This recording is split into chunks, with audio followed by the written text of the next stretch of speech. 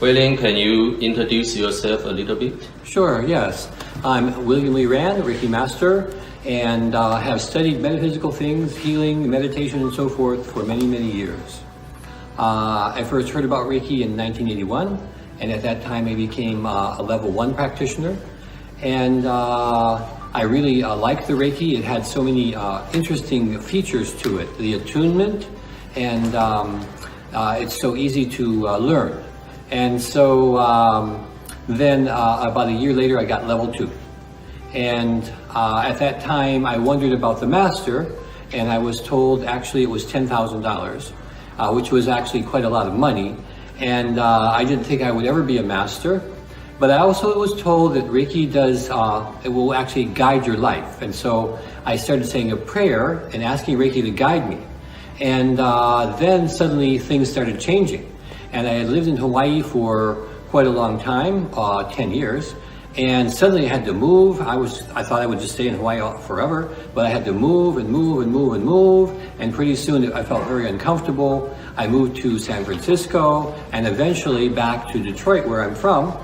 And I had no idea why I was going back there, but then I discovered there was someone teaching the master level of Reiki for only $500. And I thought, oh wow, so that's why I was guided back here. So then I took the training actually in 1989, became a master. I already had somewhat of a business background, and so it was easy for me to start to consider how I would develop my Reiki business. And so I began teaching classes. First just level 1, level 2, level 1 and 2 together, eventually the master. And things went quite well. I was very happy with it.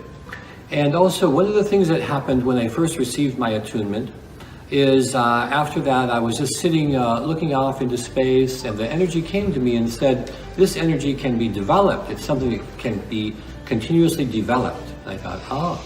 So I thought that was quite interesting. Yeah.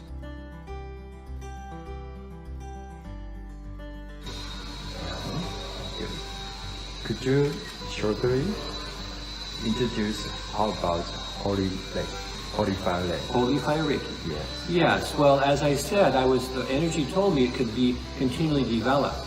So I was always looking for ways to improve the strength of the Reiki and the quality of the healing.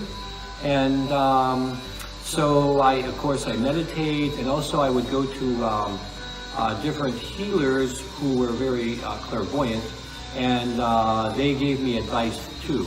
And I began to connect with the spiritual master, Jesus. And it was not the religious Jesus, but the spiritual master. And so, of course, he was a healer. And he began to guide me in ways to improve the quality of my Reiki energy. Yeah. And so one day in January, then I had a session where Jesus came and said he had a new energy for me, and it would be even better than before, and that I would be also doing the attunements differently.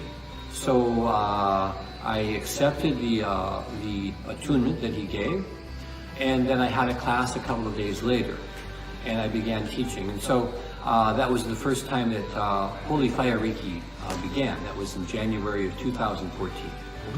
Yeah. And then at that time, it was just the master that we were doing what we began calling ignition. So the Holy Fire is an actual spiritual flame, and once you receive the initiation, then the flame is inside of the practitioner. And so we were told, instead of calling it an attunement, we should call it an ignition, and because it ignites the flame. And so we began doing that. And then later it developed where we were still doing the hands-on attunements for 1 and 2 and the beginning of the master. And I asked, well, how can we do something like this ignition for those levels too? And I was told that would be important because the less the teacher is involved with the process, the more powerful it is. Because sometimes the teacher's energy can lower the vibration. And so if the teacher stays out of the process, it's more powerful. And so I wanted to know how to do the 1 and 2 and the first part of master without a regular hands-on attunement.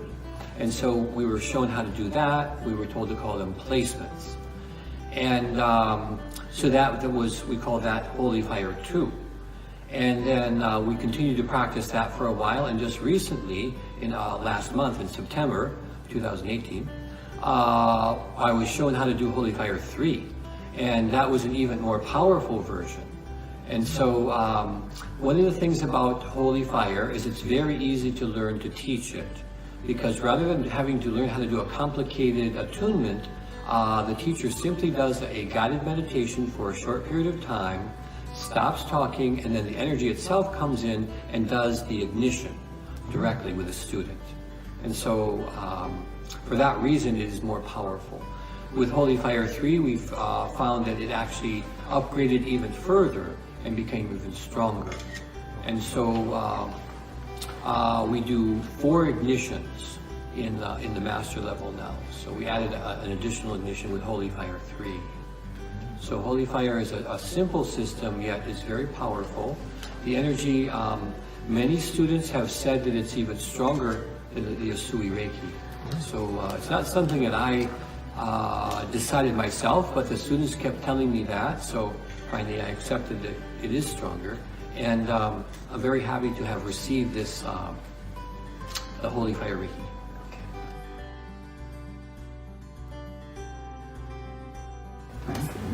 And could you more about distant attunement of your comment? Yes, people have thought of distant attunements, and some have done them for a while. But my understanding is that a distant attunement isn't really the way that Usui did attunements, or Hayashi, or Takada. They always did them in person. And in fact, in looking at it clairvoyantly, what can happen is that sometimes negative spirits can actually become involved with the distant attunement and have an adverse effect upon the person that receives it. And while it does do something, it's not as powerful or as positive as an attunement in person.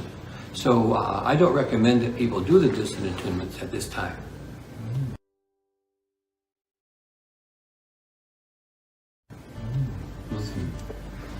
Could you speak something to Taiwan Reiki practice or Reiki master? Yeah, well, I'm very happy to be here in Taiwan. And, you know, it does have a history of healing, connecting way back to Chinese methods of healing, Ling Qi. And so I'm happy to be here and teaching the Taiwanese people. Oh. Yeah. It's very